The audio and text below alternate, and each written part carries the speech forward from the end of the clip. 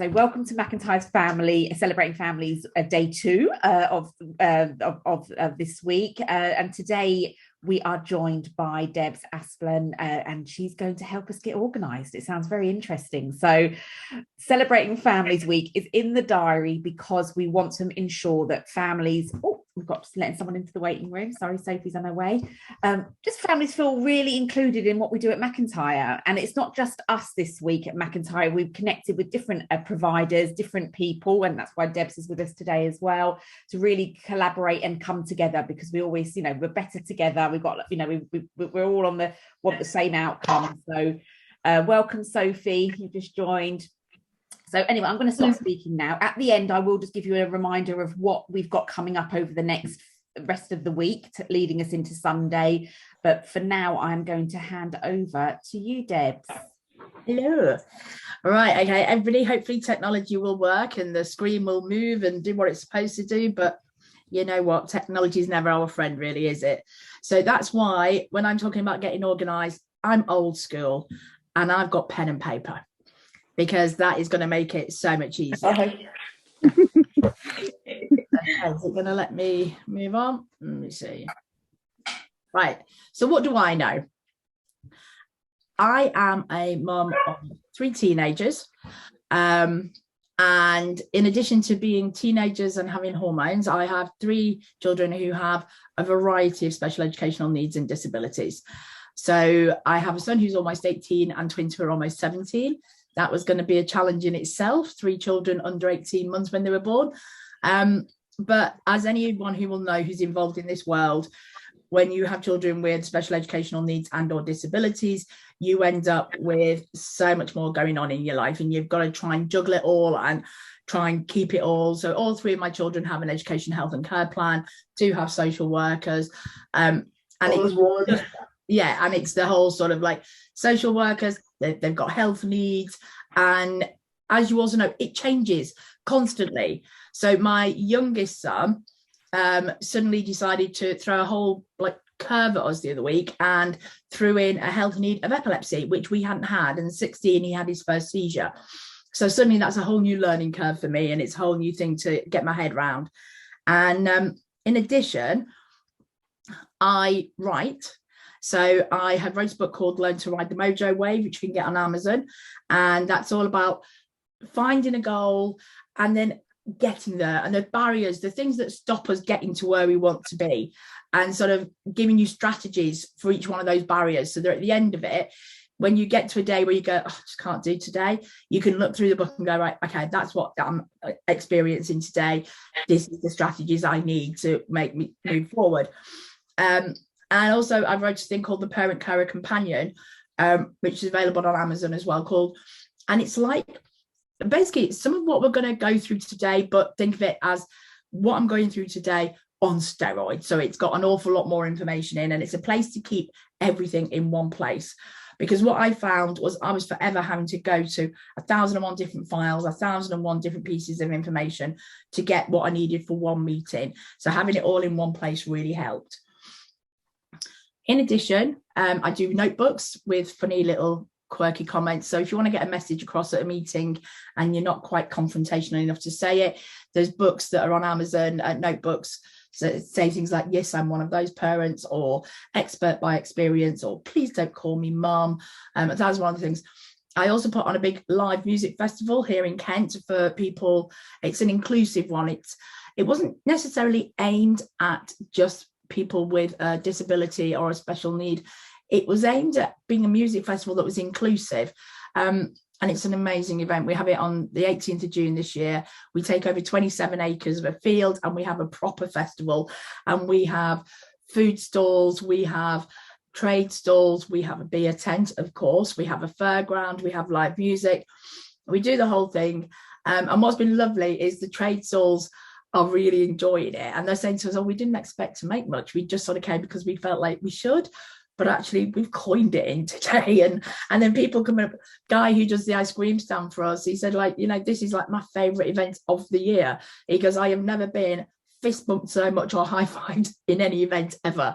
And the guys who help us run it, who are event organisers at Quex, they on the day don't know what to do with themselves, because our children are all picking up after themselves and putting it in the bin, because that's where rubbish belongs.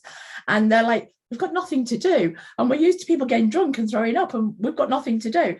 So I juggle lots of different balls, because in addition to that, I do consultancy work with McIntyre, I do consultancy work with Certitude and a few other organisations, and I do like lots of different balls in the air. Jack of all trades, master of none, as my husband likes to remind me. So when we're talking about getting organised, how do you even start? So does any of this look familiar? You've got yes. notes on the back of an envelope, you've got post-it notes all stuck around your desk. And you can't actually see this. I don't know if you're looking at the gallery view where you've got but that's a lady surrounded by paperwork. I'm not going to cover paperwork today, but on my website, you've got you send me your email address and happily take yourself off the mailing list as soon as you've done it. I don't mind. It was the only way I could get it to work. But it's like a paperwork guide, and it talks about things like one-touch post and organising your paperwork and all of that, because I know what a challenge that is, having the 3 and having all of that paperwork coming through the door and having to find it when I need it. Yeah, so I've done a whole thing about paperwork because I'm sad, as my husband likes to tell me. And what I'll also say to you all is I don't want you looking at me thinking, oh my God, this woman's like super organised with it. Nikki will tell you that I do not always practice what I preach. I know what I'm talking about, but it's like being on a diet, isn't it? I know what I should be doing, I just don't always do it. But what I do find is actually most of what I'm talking to you about today are things that I do, because they make it easier and they make it sort of just better. Where to start? You need a notebook and a pen. That's all. We're not talking any apps, anything. If you prefer to do it in your notes on your phone, you go for it. The structure will still be the same. So it's whatever works best for you. I'm a pen and paper girl. And there is actually scientific proof that when you actually write things down, they mean more than when you type them up. And they stay clearer and there's clarity and things. It's more. If you were in a college and you were taking notes on your iPad or on your laptop compared to if you took them in hand, there is evidence that writing it by hand allows it to stay clearer and more pronounced and make more sense in your brain.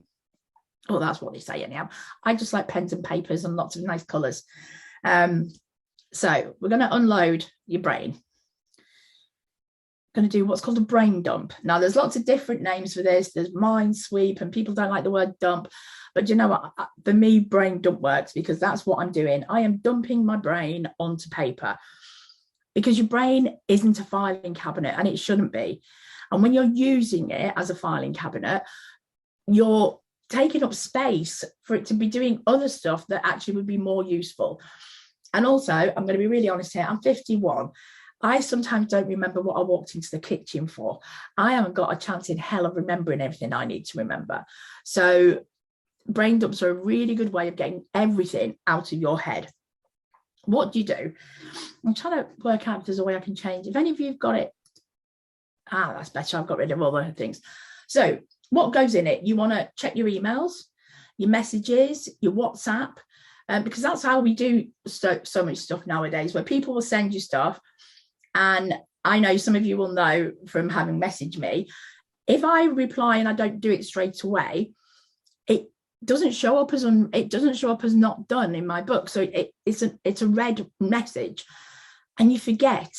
So spend some time going through all your emails, your messages, everything.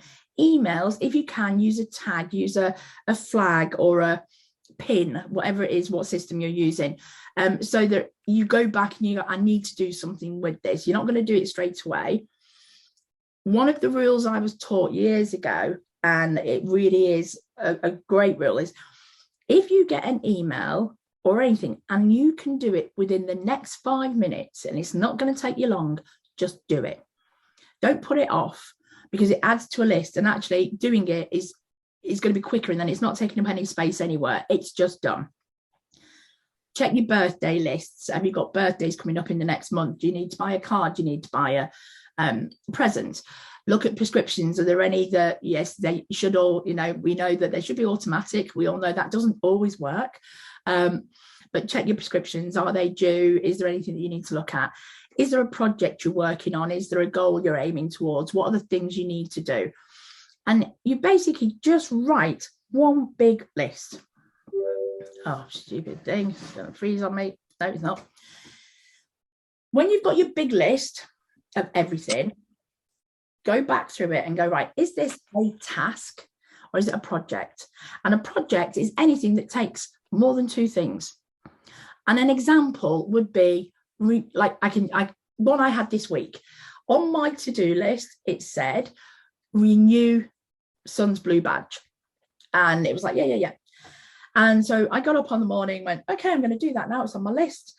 I looked at it and then I was like, oh, hang on. I need a photo of him face on. And I haven't got a decent one I can use. It's got to be done in the last 6 months. Right. Okay.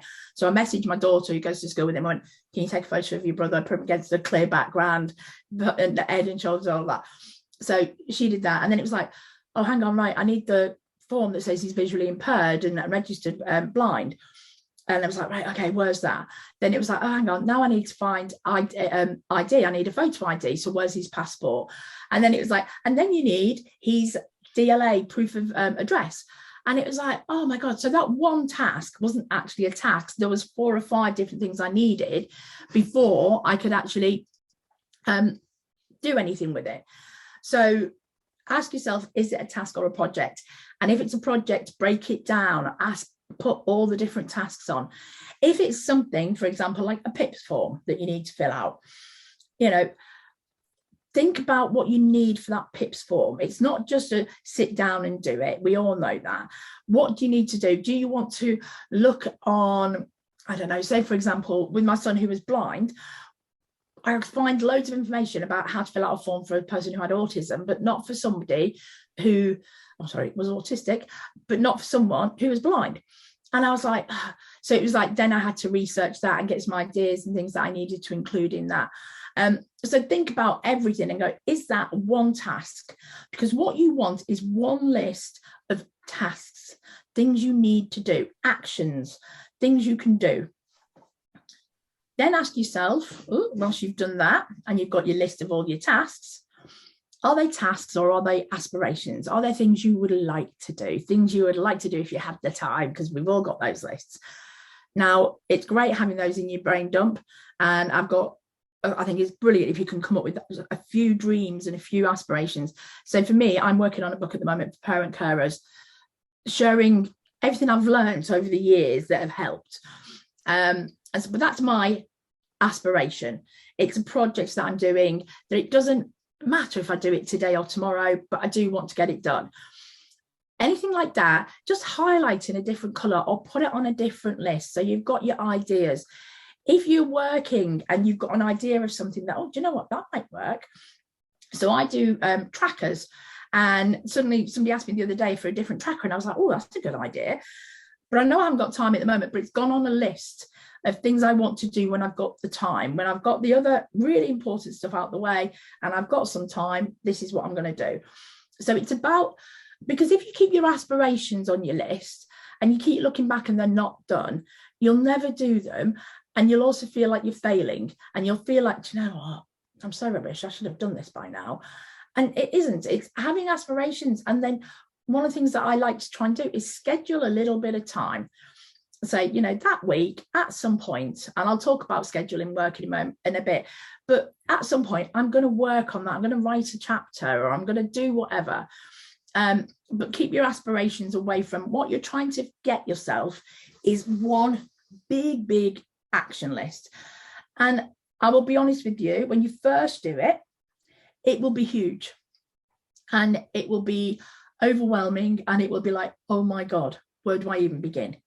And I know I do them monthly. I'll show you if I can show you. That was my last brain dump. So it's 2 pages on an A5 book. Okay, so don't think if you start writing them, if you get more than a page, oh my God, you're not on your own. Okay, once you've got your list, now you can split them. People do them different ways. So I'm going to show you a few examples. So you could split them like education, health, social care, home. So things you need to do for the education, health, You know, you could split it like that. You could split it by what the action is. So the phone calls I need to make, the emails I need to send, the forms I need to fill in, or something else, you know, so you could do it like that. So you can choose. What I would suggest is, first of all, just write your list. Don't get caught up in like, oh, I need to make it look pretty or anything. Just get your list out. What you can do is you can highlight them. That's what highlighters are there for. Or color. Don't bother with color coding by writing in a certain colored pen. That will just cause problems for you, because there will come a time when a task needs to be added and you haven't got that color pen right near you. If you can write it in any color and then you highlight it when you've got a highlighter later, it will be easier.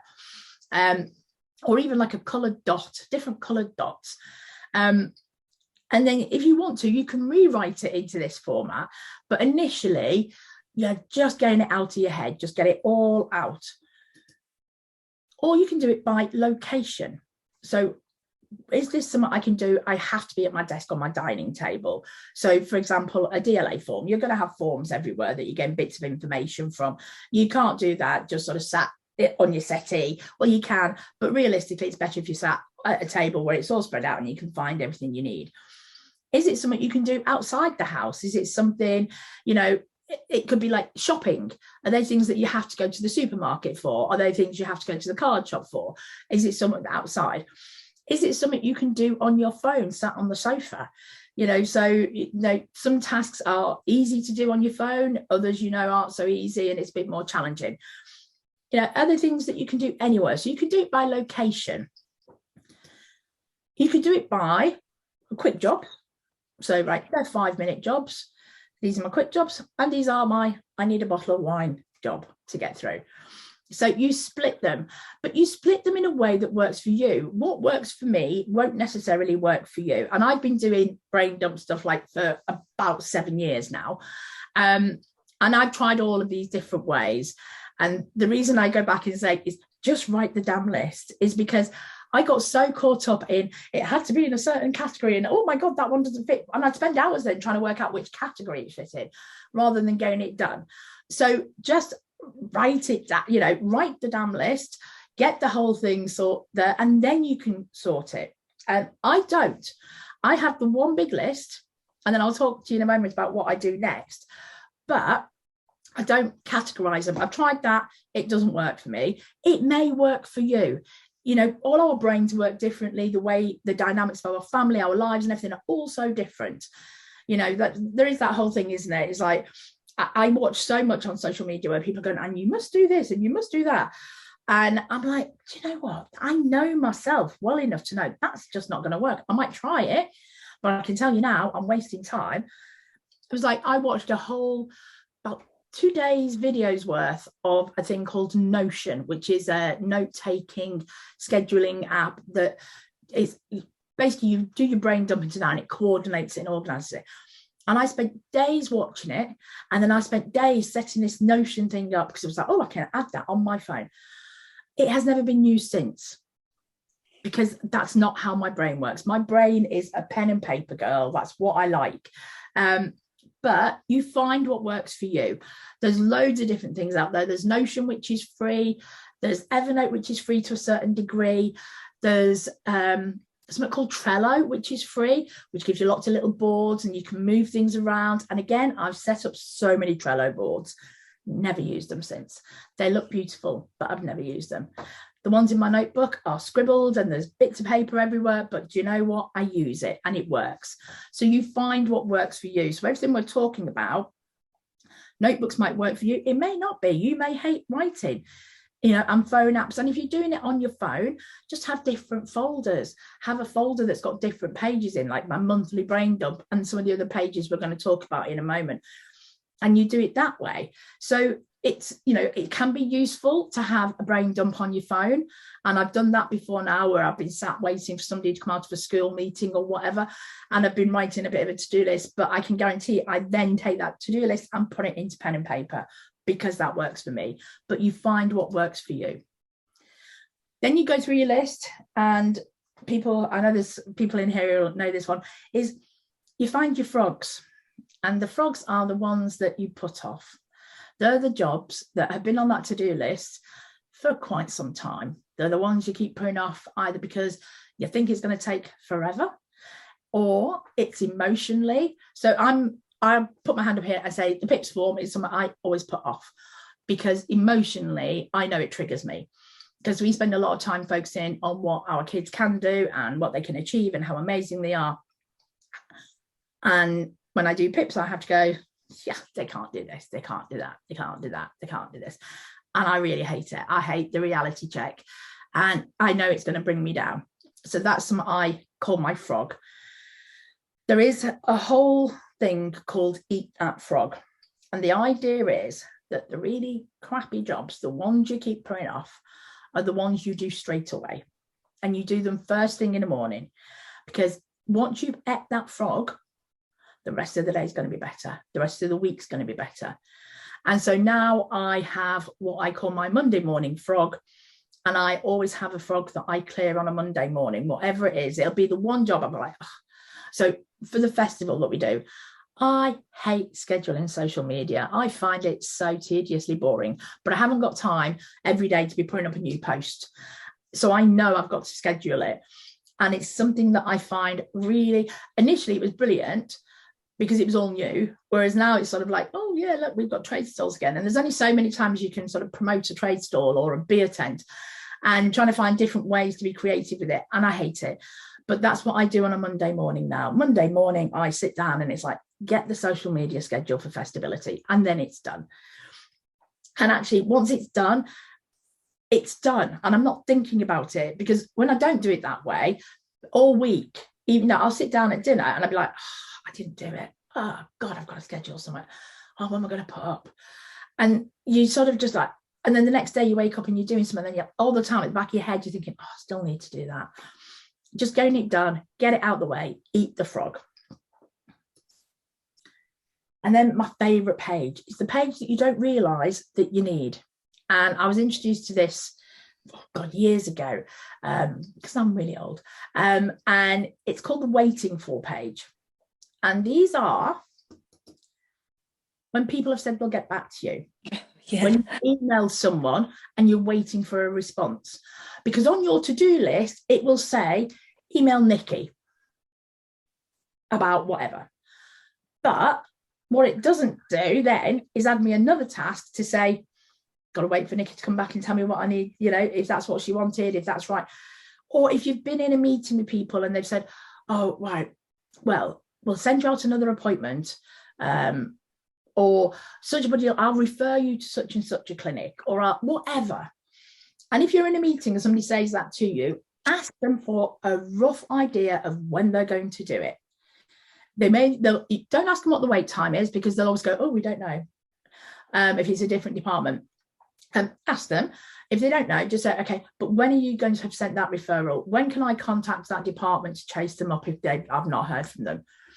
And when my son had his first seizure at the hospital, the doctor said, I'm going to refer you to this First Fit clinic.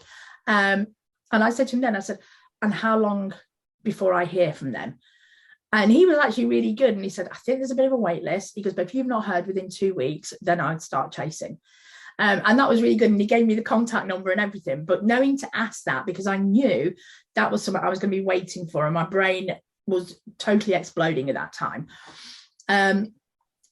So all of those things are, you know, if you've borrowed money to somebody and they said they'll pay back, if you've loaned somebody a book and they said they'll give it back, all of those things go on your waiting for list, because this is the one list I go to, and I'll talk about how you work it all together. But I go back and check this every month and sort of go, like, is there anything on my waiting for list that I need to chase? And that helps me to sort of stay on top and not forget everything, because you can't spin every plate. You're human, you know, and there's so much going on.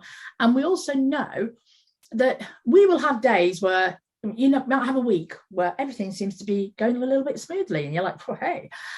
And then bang, phone call, email, text, whatever, and you are back down and you're like, right, okay, everything's got to stop, right? This has got to be my priority now.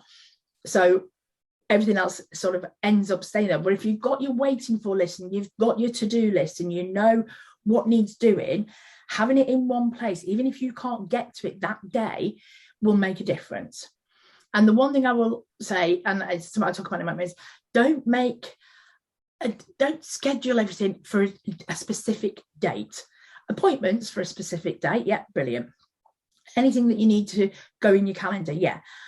But I have people who go, oh no, and I schedule this, this, and this. And it's like, but my life changes. And I can get a phone call from the school that suddenly changes everything, and I've got to drop what I'm doing. You know, I schedule for a week. So I basically go, this week, this is what I will get done, because that's more flexible. And so if I don't get it done on Monday, I know I've still got Tuesday, Wednesday, Thursday, Friday. So it's scheduling it for a week, but having your waiting for page and checking that regularly will really help. I also use what's called a future plan page. Now, your future plan pages can look like they are scribbles on a piece of paper, basically. And again, I have it in a notebook. And so I have a double spread that's split by months.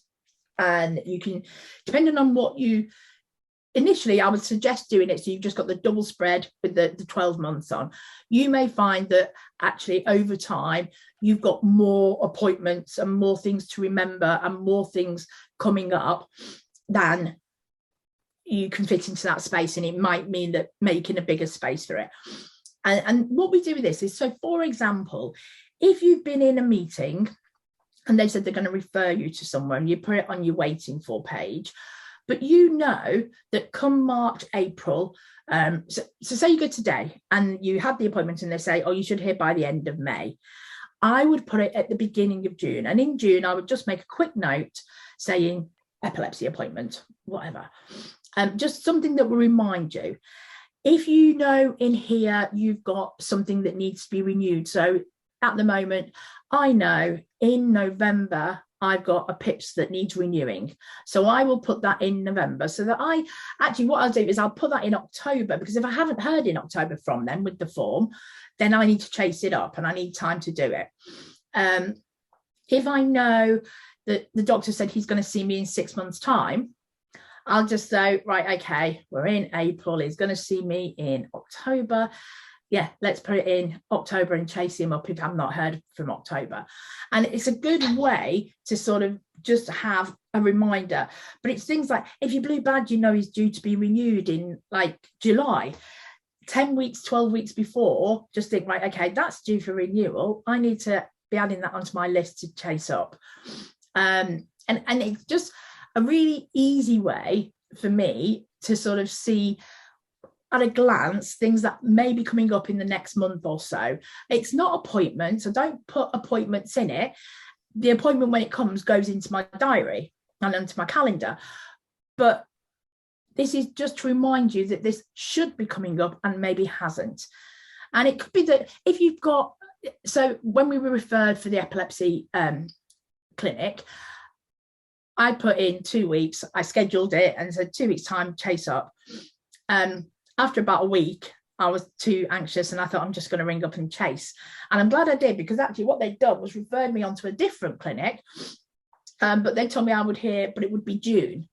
So I had made a note that in May, I would chase up if I've not heard about an appointment in June. And then I got a letter through the other day saying that I've got an appointment at the end of May. So I've crossed it out of my future plan because it's been done, it's sorted, I don't need to think about it, I've got the appointment. But if in May I'm sat looking at it going, hang on, I'm supposed to have that appointment in June and I've not heard from them, it reminds me to chase them up. And you can use this as a waiting for. I tend to use a separate one for the waiting for, because that can be emails and everything like that, and this will just get snowed under. These are what I call like the big projects, the things that are like the appointments, like the renewal dates, like your tax returns, like your direct payment review. All of those things are the things that I put in here so that at a view I can see my months ahead. Right, so you've got your list. Now what do you do? Now you know whether you've got tasks, you know whether it's a project, you've moved your projects to tasks, you know whether it's an aspiration, you've looked at what your frogs are, etc. What do you do now? So first of all, you look at your task. Can it be done? Is it a task? Are you waiting for someone or something? If you are, and that's the other thing, is as you're writing things down that, I need to do this, need to do that, is when you're looking at it, you can go through and go, hang on, do I need something? Do I need someone to send that to me before I can do this? And then you put it on your waiting list. So just double check that everything on your list is things that you can actually action. You're not waiting for anyone. It's not a dream. It's an actual, it's not a big project. You know exactly what you need to do. Has it got a due date? Look at the ones that are due in the next, like, they're really important. The ones that need to be done urgently. They're the ones that you need to be focusing on. They're the ones, because we procrastinate. We're human. We all procrastinate, and we put things off, and that ends up where things snowball and snowball. And for example, if you're looking at, say, your PIPS form, the things that you put off because you hate doing it, or it could be like, let's talk about not just being a parent carer, but being human. If it's like decorate the bedroom, and you've got a list of all the things that you need to do, when do you need to do it by? Or do you want to get it done before the summer holidays? So let's look at that and go, okay, I need to get that done before the summer holidays, because once they're here for the summer holidays, I haven't got access to their bedrooms. I'm lucky if I can even get through the door. And I don't particularly want to go through the door, to be honest, when I've got teenagers. But do I need to get it done beforehand? Birthday presents, everything. Look at when they're due. What's the due date? When do I need to have done this by? If it's a birthday, you need to post it. How much time before the birthday do you want to give yourself to buy it, wrap it, and go to the post office and post it? So it's thinking about all of that when you're doing tasks and writing them. If you can do it, write a weekly list. Like I've just said, it's much more flexible, it's easier to handle, and it gives you, so I write a list on a Sunday night. I sit down on a Sunday evening and just go through my list and sort of look at my appointments, and I write a list of what I need to do, and I make sure that, so my diary, let me show you,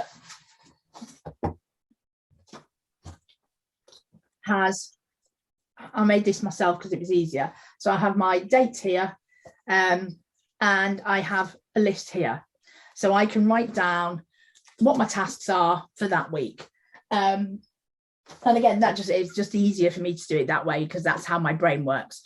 But I write down every Sunday night all the things coming up the following week, look at my diary, look at the tasks I need to do, and I'm realistic. So I'm not going to give myself 1,001 things I need to do from my brain dump. So for example, this week, I'm quite busy because it's Celebrating Families Week, and I'm doing quite a bit with Nikki. I've got 2 college transition visits. I've got a meeting about festibility, and Downton Abbey's on Friday. So I'm going to the cinema on Friday afternoon alone to watch Downton Abbey. And so I've got a busy week. So I know my to-do list, the things on there, they're going to have to be things that can fit in around things that I don't need to like sit and really focus on. And so I'm realistic about what I can achieve in a week. Okay. If that on that list is things and you think, hang on, I don't need to do that this week, it can get done next week or next month, you defer it. You leave it on your brain dump until you write next week's list. Or can it be delegated? I wish. But there are certain jobs that can be delegated. Most of them you can't. You're going to have to excuse me for one moment. My dog is jumping at the door to come in, and he's going to start barking in a moment and really annoying you. 1 second, bear with me. Silly dog.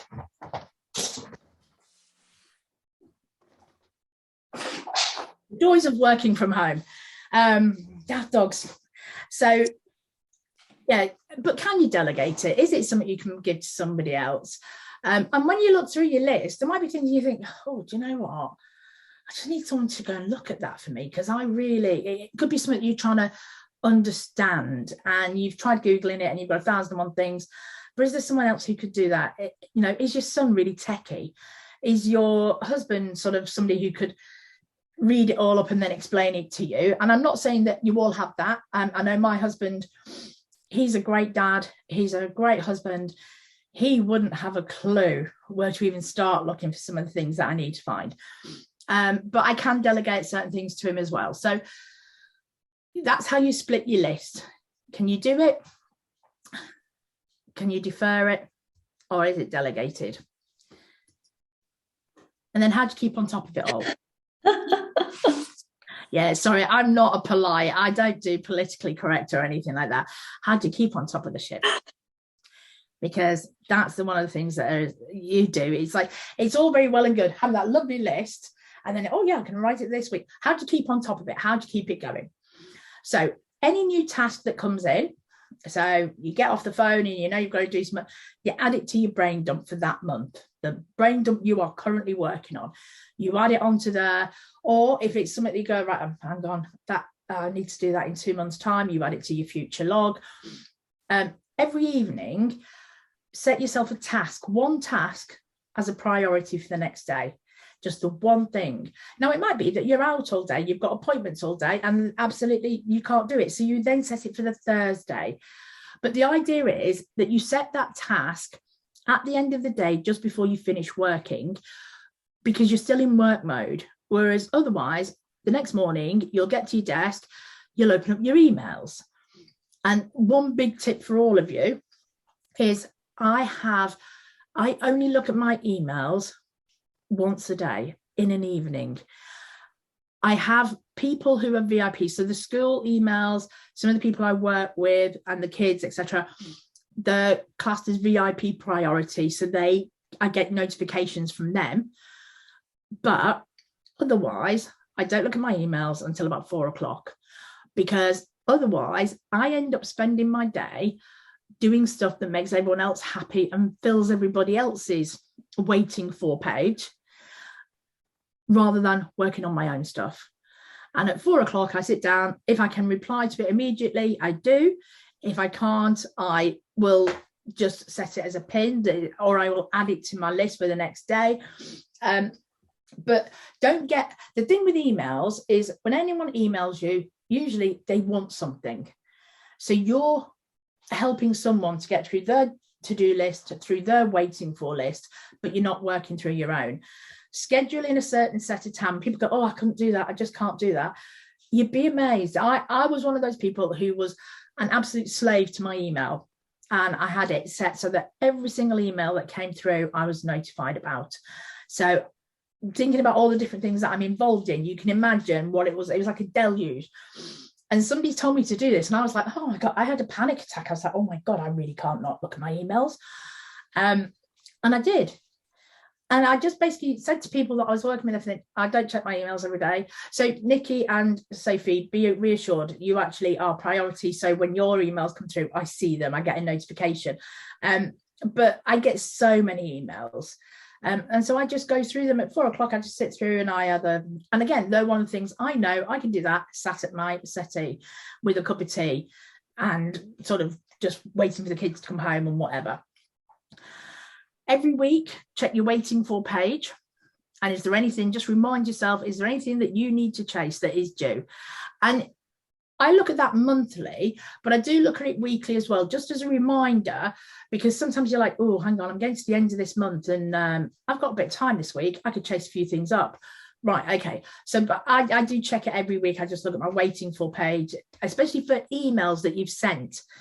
And you're waiting for replies on, because that's the one that can really stung you.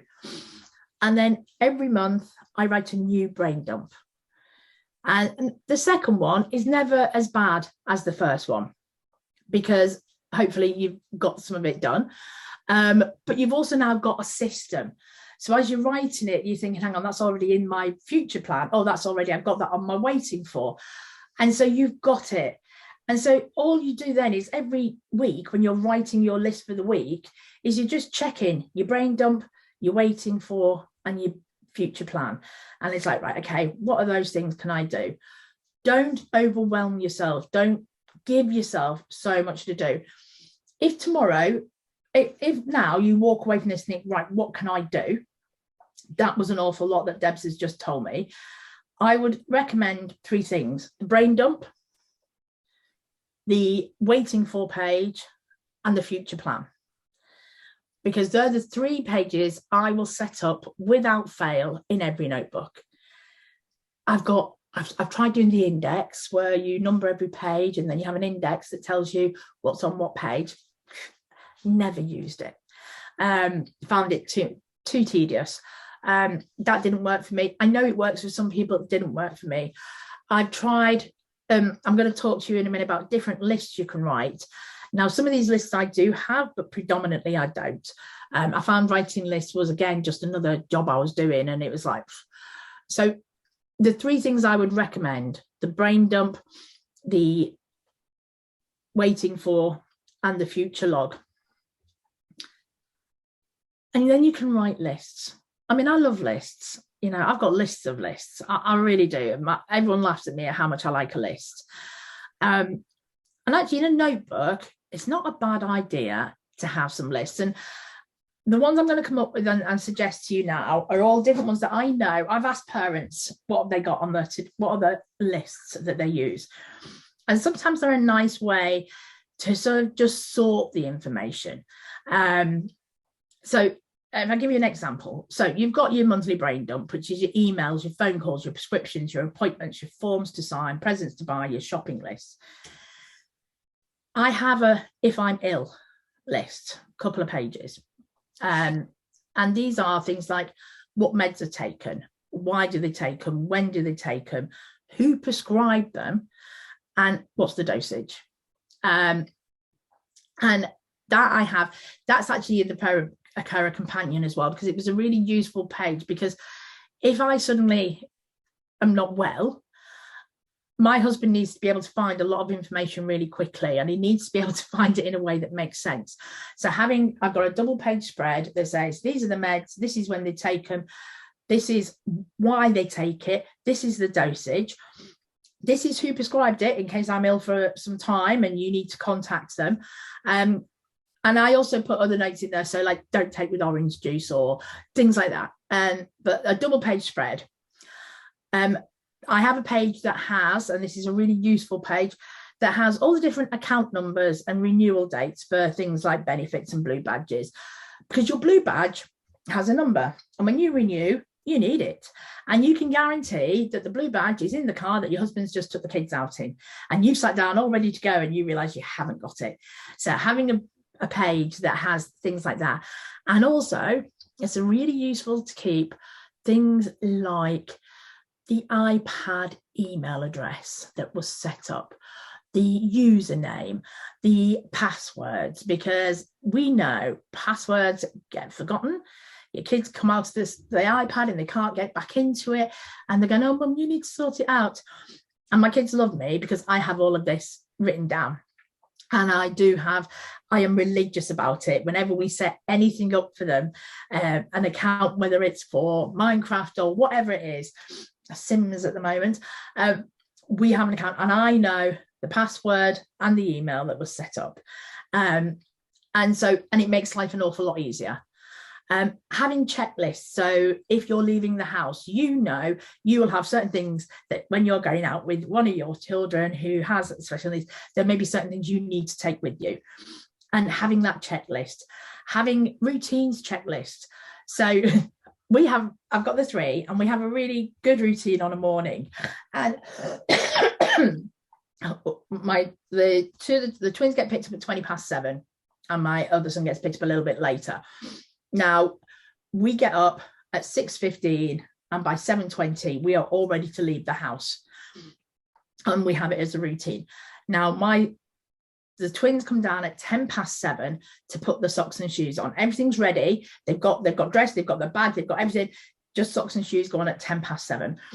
And we've had to write this checklist because my husband, I was like working away, and I was delivering a couple of workshops, and my husband was ringing me like almost in tears, going like, oh, and then this happened. And I was like, well, what have you done? And he goes, well, you know, I told him to put the socks and shoes on. And I went, what time?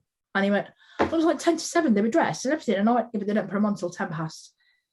Yeah, but he said, but yeah, he said, so it was 20 minutes earlier. And I goes, no, it's routine. And I said, like, so are you now having a backlash? And he goes, they all hate me. Nobody's talking to me. Doors are being slammed. And I've got one having a major meltdown. And I was like, yeah, because you did that at 20 minutes early. And so we have routines, checklists, just they're silly things, but they're things like, you know, this makes life easier. If you do it this way, it works. And having those sort of silly little routines, which may seem, the thing is, we do things and they become our norm and we forget they're not everybody's norm. And I'm not talking about normal, I'm just talking about this is our routine. This is how we do things. And having those written down just makes it that little bit easier. I always work on the worst case scenario. About 10 years ago, and probably a bit longer actually, about 12 years ago, I had I thought I was having a heart attack and I got blue lighted to hospital. And it turned out it wasn't a heart attack. I was having a major panic attack. And I had a doctor sit with me. And it was a man, I'll never forget him, because he sat there and he said to me, you know, you're very stressed, so tell me about your life. And I was like, I've got 3 young children, and everything come out, and it was like I couldn't stop crying. And I was running a charity, and I was running this, and I was running that, and he just sort of looked and he goes to me, right, okay, I'm going to tell you something. I need you to look in this mirror. And he went and got this mirror, and I'm like, oh my God. And he went, look in the mirror and repeat after me. Superwoman is a fictional character. She was created by men. She has no children. She does not have special needs children. I am not Superwoman. And he said, because you need to tell yourself you're not. He said, because in your head, you've created this whole like of what you should be based on, he said, basically a myth. And he said, so let's not do it. But what happened is that I was kept in, and bless him, the doctor kept me in for a couple of days. And it was more just for rest because I was absolutely exhausted. We'd had a really awful time with the school, and, you know, we've all got those stories. And I was just wrecked. And he kept me in for 2 nights. And my husband was just sort of, like I said, he's great. He's a really hands-on dad. He knew how to change nappies, even when they were like 8, you know, all of those things. But the routines and the day-to-day stuff, he really struggled because he was going out to work every day. I was the person doing it. And so we wrote these lists. We started off as a joke. But as time's gone on and we forget to do it. And then we had this like the morning incident where he's putting on socks and shoes at 10 to 7. Idiot. Hello. Everybody knows they go on at 10 past. So we write these checklists and they help. So the reason I'm talking about being rushed into hospitals, it really made us think about what if anything did happen. You know, we all talk about when I'm gone, what happens then. But to prepare yourself a little bit is to prepare yourself as what if I'm ill? You know, what if I'm ill? These are things that can go in your book. Foods. You know, foods we enjoy, foods we absolutely will not eat, foods we want to try, meal planning, shopping list, you know, healthy snack ideas. We're always looking for, you know, if you're anything like mine, you know, we just had 2 weeks of Easter holidays and that was just all I heard all day was, Mom, can I have a snack? Mom, can I have a snack? Mom, can I have a snack? Mom, where's all the biscuits gone? Mom.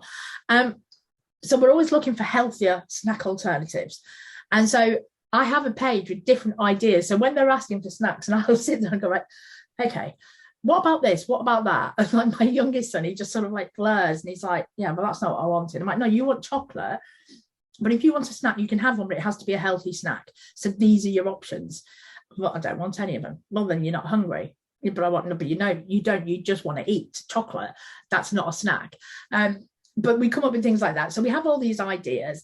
And if you're like, a lady who's trying to lose weight and you're on Weight Watchers or you're doing, you know, Slimming World, and there's certain things you eat regularly, write down the sins points for it, write down the points, the sins, whatever.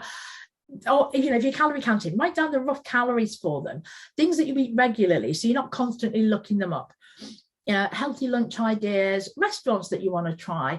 Maybe, you know, we went to a restaurant recently. My son is in a special school and he's in the 6th form. And what they've started doing is they make their own newspaper. And as part of it, that they're all being asked to go to local restaurants and have a meal and write a review. And actually, it's been really interesting because they're talking, like, the kids are brilliant. They're like, oh yeah, food was really good. But actually then the parents write a bit about it was really nice, and they were really, you know, there was no hassle and blah blah blah. But we'd seen a few of these and we thought there are places we could go and try. So we wrote a list, because I know otherwise I'll have to start scrolling through like social media, or I'll have to scroll through emails or newsletters. Whereas if I've just got one list, there are things that we said we might try when we've got a minute. We've got a days out page where we sort of go, you know, you get nice weather and you go, oh, let's do something today. And okay, what are we going to do? And having the list actually helps my kids as well, because they've all contributed to this list. So it doesn't feel quite so much like we're just going to do something spontaneous, because obviously we don't do spontaneous things. We like routines. But if we sort of say, right, if it's nice at the weekend, we'll do a day out. And then we think about it and we look at where we could go. But again, the kids have contributed. They've come up with ideas for different places. So it's just those things that, to save you having to scroll through social media to find it again, because we've all done it. You've read something, you thought, oh, that's brilliant, I'll do that.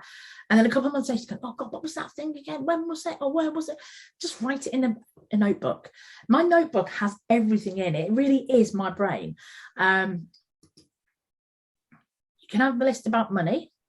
So saving goals, fuel saving ideas. At the moment, there's tons of stuff about how to save energy.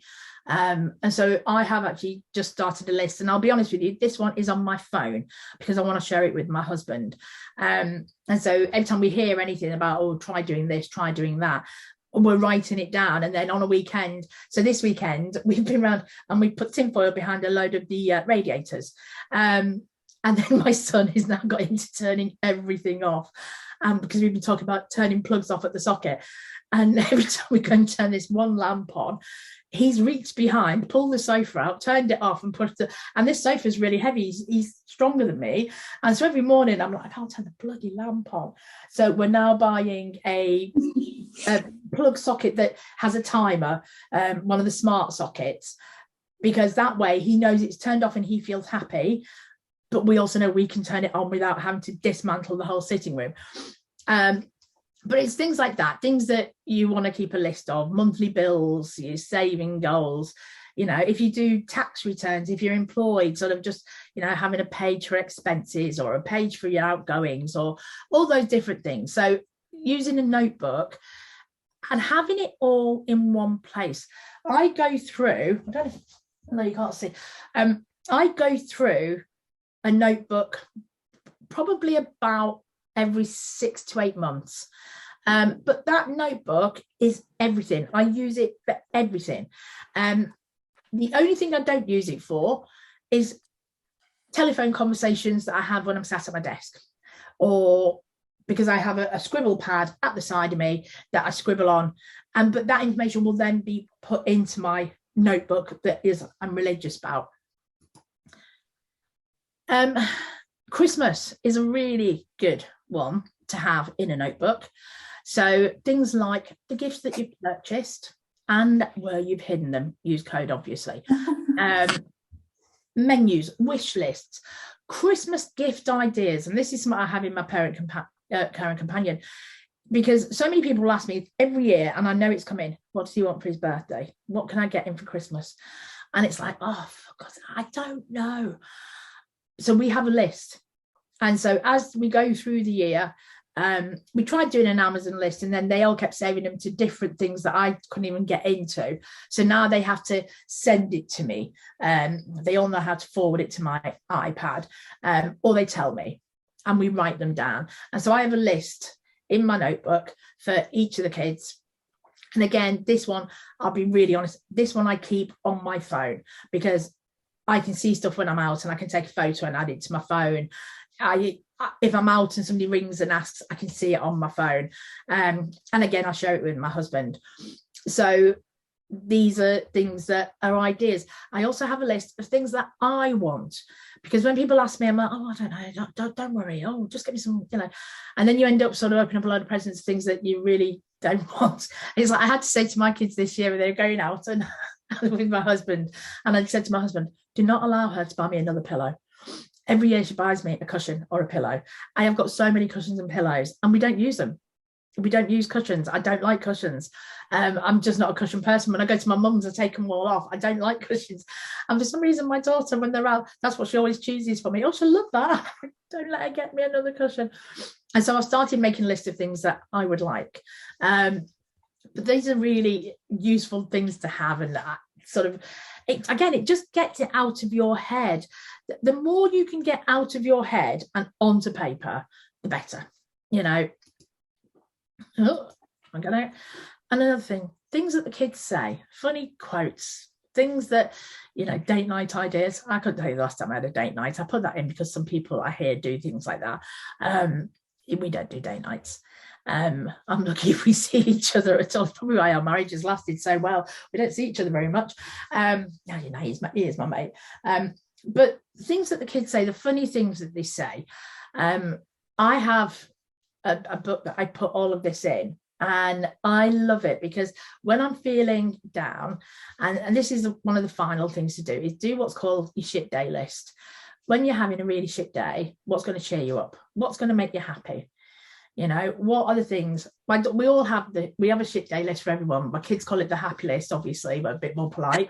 And so it's things that make you happy, because when you're not in a good place, you can't remember what makes you happy. So if you have your list of things that you know cheer you up, and so for me, I know going to the beach, I'm really fortunate, we live quite close to the beach, and I know just going to the beach with a can of Coke and just sit there, and sometimes I'll listen to a podcast, sometimes I'll read a book, sometimes I'll do nothing, I'll just sit and stir, but I know that always helps me, it cheers me up, it sort of helps me clear my head. And my daughter has the best one, is being allowed to have ice cream before dinner, because she knows it's not allowed. But if she's had a really, really bad day at school, she comes home. So this year they're doing GCSEs. There's a lot of pressure on them, bless them. And she's like coming home and she's going to me, oh, you're not going to believe what happened today. And then, so we've now made a rule. She's only allowed to do it once or twice a month, because otherwise she'd have ice cream every day. And I've told her that means it wouldn't be a novelty. It wouldn't make you happy anymore. Should it really would? I said, no, it really wouldn't. But yeah, it's sort of having things like that make you happy. Things you need to research if you're a student, having your timetable, your tracker for your attendance, your grade tracker, your term at a glance, assignment log, essay plans, sleep log, study log, all of those different things that you can have. I'm very aware of time, so I'm trying to whiz through some of this now. Trackers, things you can track. Now, if you're setting up a tracker, if you've never seen a habit tracker, at the end of this, feel free to message Nikki, who will send you my email, and I will send you a tracker, and don't need to sign up for it or anything. But they're habit trackers, and they're basically things you want to do and you want to see you're doing it all the time. And it all comes from an idea that I can't remember, it was a comedian who decided he was going to write one joke a day, and so every day he crossed it off on his calendar when he'd done it, and then he didn't want to break that chain because he liked that chain, and he knew if he didn't do it, that chain would break. So doing it so it's a visual thing, so you can cross off, you know, it's done. So if for example, social media, if you like, right, for our organization, we want to put on social media every day, you can do a tracker for it. If I'm going to hit my 5,000, 10,000, 12,000, 15,000 steps, I'm going to track for it. If I'm going to eat healthily every day, if I'm going to eat breakfast every day, you know, so you can track different things.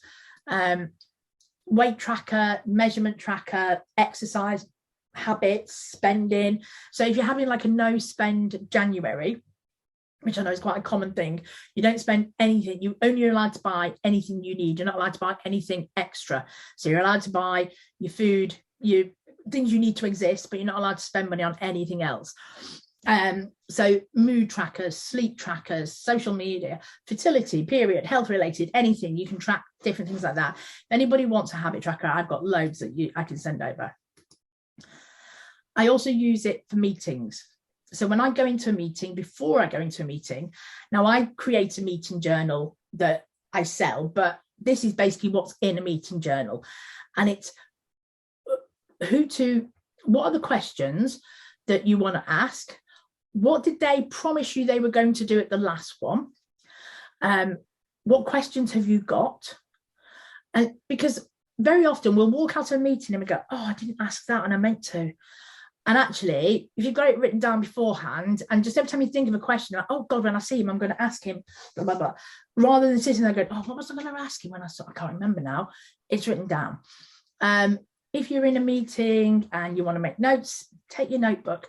And again, it's just easy because you know that notebook is probably like your last 6 months. But actually taking one book rather than 24 folders is a hell of a lot easier. Questions you want to ask when you go to the dentist or the opticians or, whatever, and just writing down the notes when you're in there as well. It's just so much easier having one place.